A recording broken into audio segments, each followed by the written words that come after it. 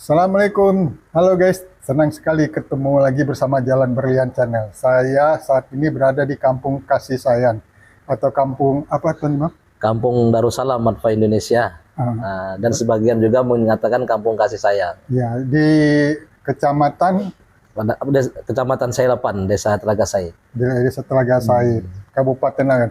Ini perkampungan ini sangat viral, sangat terkenal tidak hanya di Langkat, Sumatera Utara, bahkan di Indonesia. Benar. Sebelah saya menghormatinya, ini Tuan Imam adalah pimpinan dari kampung ini. Benar. Tuan, izin Tuan. Izin. Perkenalkan dulu Tuan. Baik, Assalamualaikum warahmatullahi wabarakatuh. Selamat datang untuk sahabat kita dari Om Ji, Jalan Berlian Channel. Jalan Berlian Channel. Datang ke kampung kita untuk bersilaturahmi, untuk melihat bagaimana perkampungan yang ada di sini. Kita ucapkan selamat datang. Mudah-mudahan apa hal-hal yang mau dipertanyakan untuk kejelasan kampung ini supaya menjadi informasi yang baik untuk masyarakat yang ada. Terima kasih. Kita persilahkan. Jadi guys, saya sering sekali wawancara dengan bermacam ragam dari latar belakang. Kalau kali ini agak down saya, takut karena ini tuan guru salah cakap nanti balasannya cepat. Nggak izin tuan ya. Jadi kapan ini bermula didirikan dan siapa pendirinya tuan? Jadi kampung kita ini dahulunya berdiri di tahun 2012. 2012. Setelah kepulangan daripada almarhum ayah kita yang bernama Kiai Haji Ali Masud bin Abdullah. Jadi dia adalah seorang tuan guru yang mengajarkan ilmu tauhid dan juga banyak tersebar beberapa muridnya di seluruh Indonesia ini. Kemudian saat tahun 2011 itu dipanggil oleh Allah. Maka sebagian daripada murid-muridnya itu datang kemari untuk bagaimana cara mengamalkan ilmu yang diajarkan daripada tuan guru itu. Jadi murid-muridnya ini ada berapa banyak sekarang di sini? Katanya kan di sini kampung ini mandiri, gitu kan? Dari konsumsi makannya sampai kesehatan pendidikannya, berapa banyak di sini? Jadi sekarang alhamdulillah yang tinggal di sini sebanyak 185 kakak, terdiri daripada 791 jiwa. Ini banyak-banyak rumah nih. Aset siapa ini? Jadi aset kita bersama, karena kita punya prinsip di sini dari kita yang mengolah kita, hasilnya pun untuk kita. Dan di dalam ini tidak ada namanya unsur paksaan. Siapa yang mau datang kemari ya silahkan, siapa yang mau keluar dari sini ya silahkan. Karena tujuannya tidak ada, kita di sini adalah untuk hidup bersama, bagaimana menjadikan diri kita itu bermanfaat bagi yang lainnya. Begitu. Tapi ini sekarang ada berita viral nih. Katanya kalau mau masuk kemari, menyerahkan dulu aset. Itu gimana? Jadi makanya satu lagi ada lagi katanya sekarang udah ditelantarkan karena ekonomi. Lagi gimana? Jadi makanya di sini kan kita dapat melihat segala sesuatu kebenaran itu kan kita dengar. Boleh saja manusia bicara apa, dan kita mendengarkannya. Dan kalau kita memang mau kebenarannya dari yang kita dengarkan itu ya kita saksikan dan kita rasakan seperti apa yang diberitakan itu benar atau tidak. Namanya kita perjalanan hidup ini, segala sesuatunya pasti ada pro dan kontranya. Ya kan begitu. Seperti kita lihat saja di media sosial, ada netizen, ada followers, ya kan begitu. Bagi yang senang dia menjadi followers, bagi yang tak senang menjadi netizen. Bahkan sekarang tengok, apa yang tidak digunjing oleh manusia sekarang? Presidennya, mantan presidennya, wakil presidennya, coba apa yang tidak digunjing oleh manusia sekarang?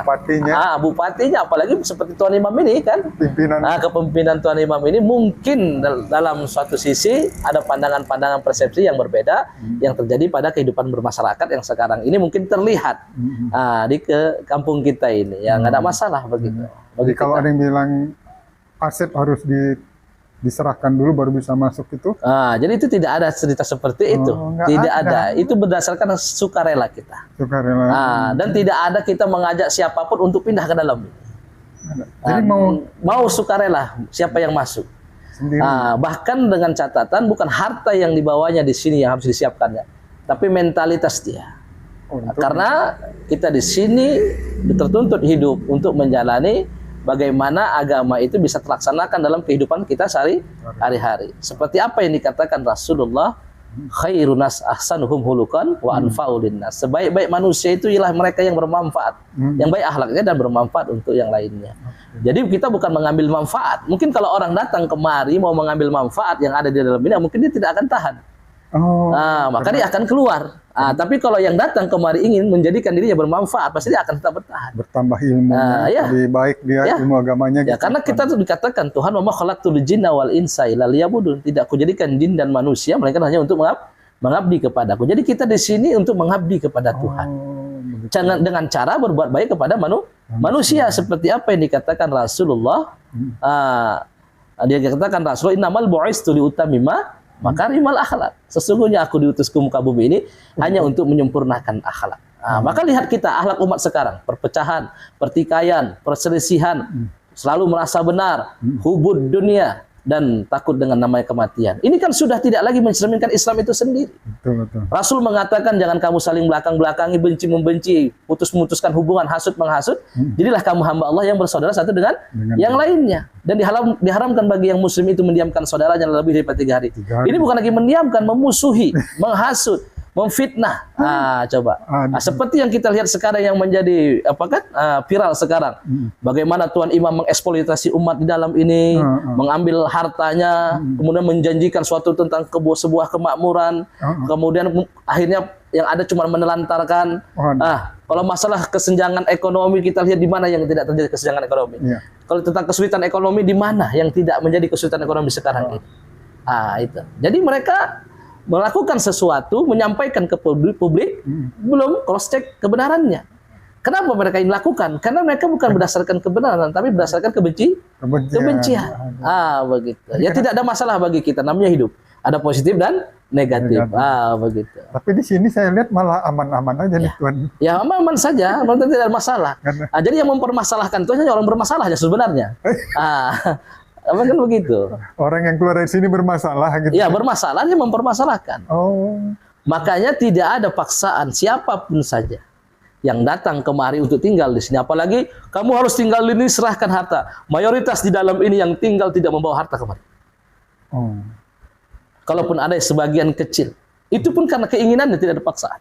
Jadi tadi kan Tuan ada 185 kakak. 185 kakak. Kan besar biaya konsumsi. Ya, itu maka yang kita katakan tadi dari konsep awal kita, dari kita yang mengolah kita, hasilnya untuk kita. Jadi ada rezeki kita, ada harta kita. Yang namanya dia mau berpindah kemari. Untuk apa hartanya di sana? Siapa yang menjaga hartanya di sana? Tapi bukan artinya kita harus memaksakan orang itu bawa harta kemari, tidak. Bahkan lebih banyak yang tidak berharta di sini. Itu makanya itulah yang kita satukan. Dari situlah kita kelola dengan membuat sektor-sektor usaha sesuai dengan kemampuan. Maka di dalam sini ada namanya sektor perdagangan, ada sektor pertanian, perikanan, bahkan sampai kelautan. Dan ada juga home industry dan industri seperti air mineral, begitu. Jadi itu untuk menghidupi menghidupi ekonomi kita. Dan namanya hamba ini kan ekonomi kan tidak mesti hanya dari usaha.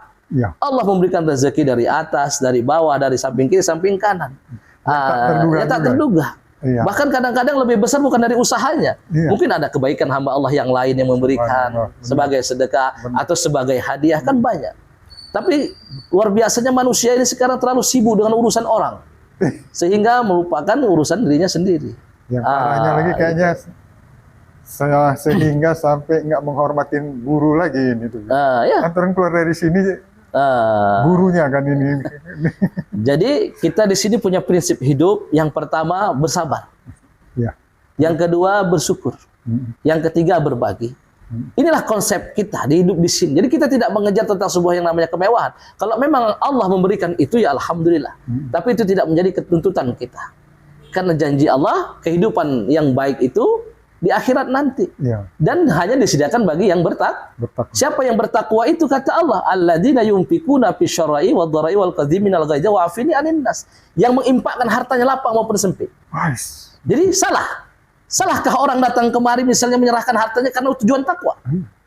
Malah berlipat. Apakah sesat pemimpinnya? Yang mengarahkan, kan begitu. Dan kemudian disinilah kita hidup bersama tentu akan banyak masalah. Disinilah kita akan mengendalikan ego kita. Apakah kita mementingkan diri kita sendiri dan keluarga kita, atau kita lebih mengutamakan kepentingan umat yang banyak? Makanya manusia-manusia yang hanya mementingkan diri dan keluarganya tidak akan tahan di sini. Begitu. Ini dari penghuni di sini yang datang dari mana, Adon? Khususnya kita dari Sumatera. Bagian dari kota-kota lah seperti Berandan, Gebang, macam-macam lah. Tapi yang paling banyak dari Sumatera. Dari Sumatera, dari beragam suku juga. Beragam suku, ada Karo, ada Melayu, ada Aceh, ada Banjar. Mereka ini apa kegiatan? Maka sesuai dengan kalian mereka, kemauan mereka. Maka di sini kita punya aturan, punya syarat di sini itu adalah mengerjakan perintah dengan baik sesuai dengan kemampuannya. Maka dia mampunya di mana? Bertani ya silahkan, bertani kita siapkan lahannya. Kalau beternak ya ada kita buatkan beternak apa kan begitu. Begitu. Gitu. Jadi itulah nanti yang maka dikatakan ini kampungnya mandiri. Mandiri. Ya namun namanya mandiri itu kan tidak menutup kemungkinan ada support dari saudara-saudara yang lain. Apakah dari pemerintahan, dari mana, atau organisasi-organisasi yang lain mungkin bisa saja datang kemari mensupport, tidak pun materi, tapi motivasi yang mereka berikan, sehingga yang di dalam ini semangat begitu untuk hidup bersama itu terus. Jadi kenapa kalau gitu ini masih ada aja suara-suara sumbang menjelaskan ini, bahkan ke langsung yang sekarang lebih parahnya ini.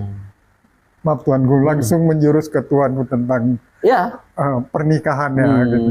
Ya makanya mereka melakukan sesuatu itu tidak cross check terlebih dahulu. Seperti mereka mengatakan istri Tuhan itu 13, itu kan tidak benar. Itu kan sudah fitnah. Kemudian Tuhan menguras harta jemaah ini. Dengan cara apa? Modus operandinya bagaimana? Kemudian Tuhan menjanjikan kemakmuran. Kemakmuran yang seperti apa yang Tuhan janjikan? Kemudian katanya ada yang menyerahkan harta sampai ratusan juta. Mana buktinya dia menyerahkan harta itu? Makanya sebenarnya kalau kita mau bisa kita proses secara hukum. Tapi Tuan Imam tidak mau seperti itu. Karena bagi kita hidup ini ada hukum negatif dan hukum positifnya.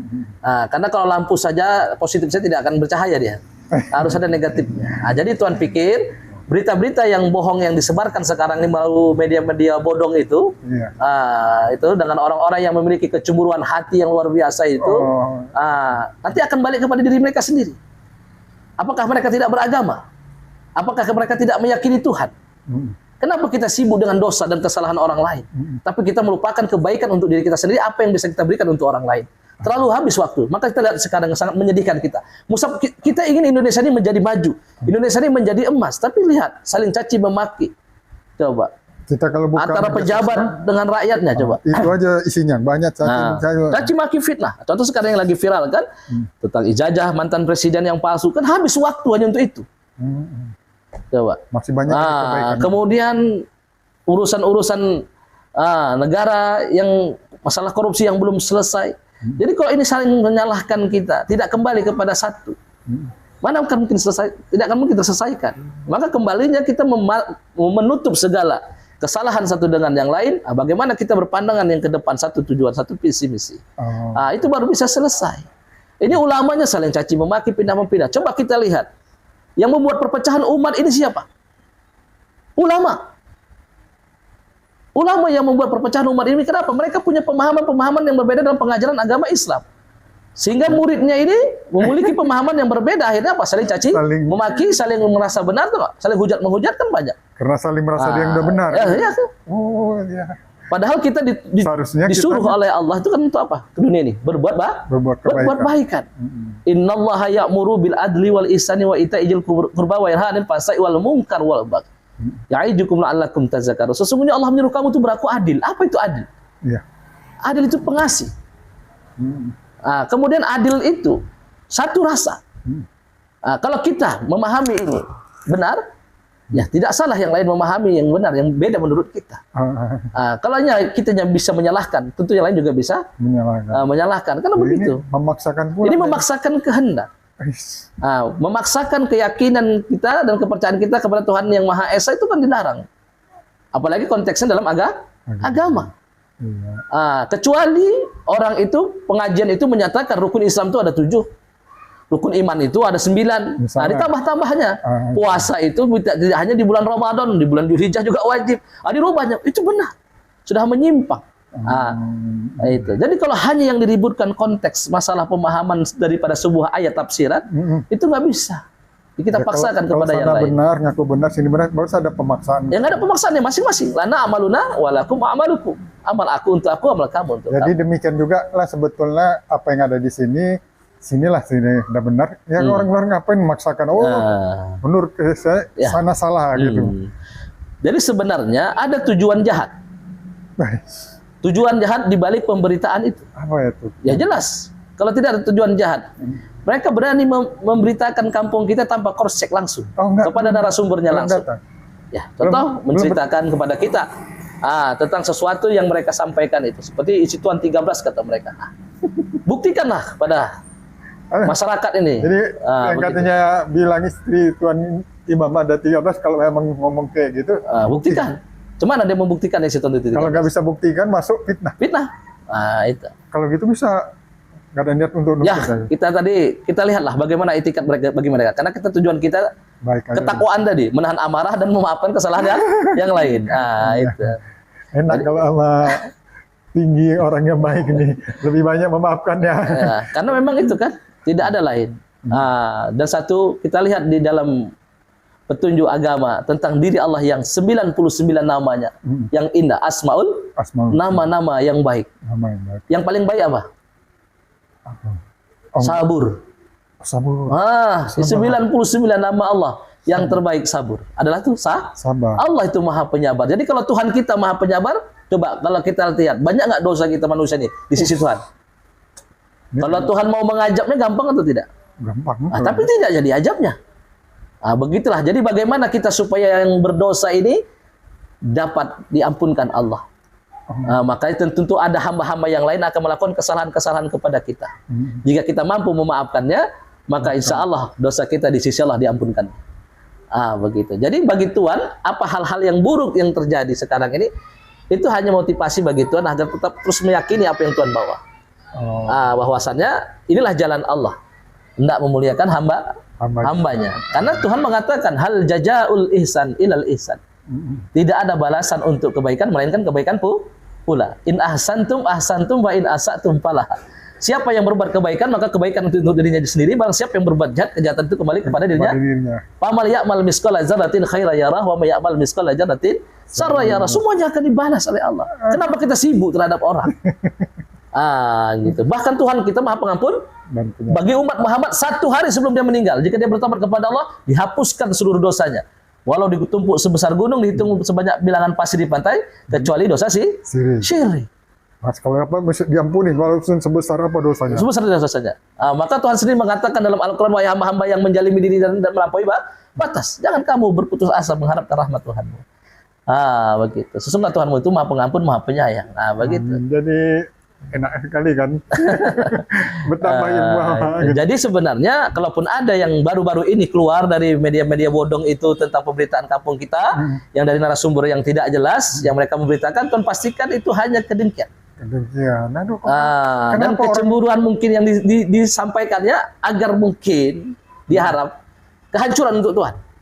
Agar mungkin ini menimbulkan respon pada masyarakat yang sehingga bisa mencuat kepada sebuah kehidupan bermasyarakat, agar dapat aparat negara dan hukum untuk memproses Tuhan agar hancurlah kampung yang diviral-viralkan selama ini tentang kemandiriannya, tentang persatuannya. Tapi enggak, kita tidak takut karena kita berdasarkan Allah. Minallah lillah, daripada Allah kepada Allah, bagi Allah. Begitu. Cukup Allah penolong bagi kita. Maka kita lihat nanti, kita saksikan pemberitaan ini yang dibuat media-media bodong ini menghancurkan Tuhan Imam dan kampung kasih sayang ini, atau akan lebih membesarkan. Ya, kita lihat. Sepertinya membesarkan. Begitu. Karena orang-orang yang cenderung kepada kebaikan, dia akan memilih kebaikan. Iya. Maka berita-berita baik yang akan diambil. Orang yang memiliki hati yang baik, dia tidak akan mau melihat keburukan orang lain. Iya. Tapi orang yang hatinya kotor, dia akan cenderung kepada suka yang warnanya kotor. Lalat itu dikasih parfum dia tidak akan senang, tapi dikasih bangkai dia senang. Karena memang dia lalat. Kasih madu nggak akan mau. Nggak mau dia. Karena memang sudah ditentukan Allah. Orang yang beriman senangnya kebaikan. Alladzina amanu wa amilus solihah. Jadi kalau yang disenangnya kejahatan, sayiat, kafir. Makanya dikatakan dalam Al-Quran, kelak dalam hati orang-orang yang beriman dan berbuat kebaikan, kelak Tuhan yang Maha Pengasih menanamkan kasih sayang dalam hatinya. Tetapi orang-orang yang kafir itu terus dalam kesombongan dan permusuhan. Begitu. Sesat. Ya. Maka itulah yang terjadi seperti ini. Yang kita tunggu saja apa respon daripada masyarakat ini. Mereka berharap bahwasannya tidak akan ada lagi namanya kampung kasih sayang ini. Dan mereka mungkin berharap mereka Tuan Imam itu akan ditindak secara hukum dan dipidanakan atau dipenjarakan. Ya tapi kan ya kita kan negara hukum ya kan. Ya kalau memang Tuan Imam bisa diproses secara hukum, secara pidana, dimasukkan ke penjara, ya kalau itu jalannya itu takdirnya. Tapi ya belum tentu juga. Jadi tidak ada namanya perjuangan itu dibatasi dengan namanya penjara ataupun pembunuhan. Mati satu tetap akan bangkit pejuang-pejuang lainnya. Karena ini kebenaran. Karena apa? Karena kampung ini Tuan rasa sudah jadi umat ini. Mereka bisa mandiri sendiri tanpa pun Tuan Imam. Sekalipun Tuan Imam mati atau di penjara, mereka tetap akan hidup. Seperti bagaimana mereka hidup di sini. Tuan Imam kan di sini sebagai pimpinan, selain pimpinan spiritual juga pimpinan dari pemerintahan. Tidak, setelah pemerintahan Tuan tidak pemimpin. Oh enggak. Saya hanya spiritual saja. Maksudnya ini orang-orang kampung sini kalau ada kegiatan-kegiatan untuk menyambung tangan pemerintah. Ada kita di sini RT. Oh, bukan Tuan. Bukan itu Bapak itu. Jadi Tuan Imam ini hanya pimpinan spiritual di sini. Ya. Jadi kalau ada yang bilang oh ini semua juga sebagai penguasa de facto dan nggak benar. Tidak, kita di sini menerapkan konsep daripada yang pertama berketuhanan yang Maha Esa. Maka mana yang dikatakan berketuhanan yang Maha Esa itu yang sebenarnya. Tentu dia akan tampak pada wujudnya menjadi kemanusiaan yang adil dan beradab. Jadi kalau belum menjadi manusia yang adil dan beradab, berarti masih dipertanyakan bagaimana berketuhanan yang Maha Esanya. Maka berketuhanan yang Maha Esa ini kan akidah dan akhlak. Akidah itu Tuhan, akhlak itu Rasul. Jadi orang yang beriman kepada Allah dan Rasul baru akan bisa menjadi manusia yang adil dan jika dia menjadi pemimpin dia akan bersifat adil, jika dia menjadi rakyat jadi beradab. Barulah timbul persatuan. Nah, setelah bersatu inilah kita baru bermusyawarah untuk menindaklanjuti, menyelesaikan, merumuskan apa-apa hal yang kita perlu bangun di sini, baik dalam hukum kebutuhan ekonominya, pendidikannya, sosial dan seterusnya. Maka kita bermusyawarah di sini. Itu. Maka nanti di jemaah itu ada namanya kepala bara. Kepala bara itulah yang untuk melihat bagaimana keadaan kehidupan secara sosial di bara-bara itu. Kemudian ada kepala sektor. Itulah pekerjaan-pekerjaan. Maka disitulah unit usaha kan. Nanti disitulah kita bermusyawarah. Ada musyawarah sektor, ada musyawarah kepala bara, ada masalah umum. Di situ ada pemuda, ibu-ibu, semuanya membicarakan apa hal-hal yang terus akan kita bahas. Tidak ada paksaan di sini. Jadi kalau masalah katanya di sini telantar kurang makan, di luar sana apa nggak banyak yang kurang makan? Kenapa mesti yang di Tuan Imam ini yang dipersoalkan? Karena di sini lebih menarik kalau mungkin. Kalau di sana nggak menarik kan. Jadi kalau memang benar di sini kurang makan, kalau memang baik, bantulah. Kan lebih bagus. Kalau memang dia mau beriman kepada Allah tadi kan. Ya jadi apa dipersoalkan? Oh Tuan Imam dan umatnya sekarang kurang makan ya. Benar rezeki dia ya. Yang wajib diinfakkannya. Bawa kemari. Bawa kemari. Ya kita terima di sini ya kan. Ya nggak ada masalah. Kenapa itu dipersoalkan begitu? Tapi gitu. Ya begitulah rupanya pencerahannya bagus juga setelah ketemu. Iya, makanya kalau ada mau bikin opini ya. Boleh datang siapa saja monggo. Kita tidak menutup pintu. Bahkan tak ada pintunya pun portal itu. 24 jam. Siapa saja bisa datang. Kemari. Karena aurat Tuan Imam mungkin takut desa. Karena memang kita di sini yang kita tanamkan itu adalah persaudaraan dan kekeluargaan.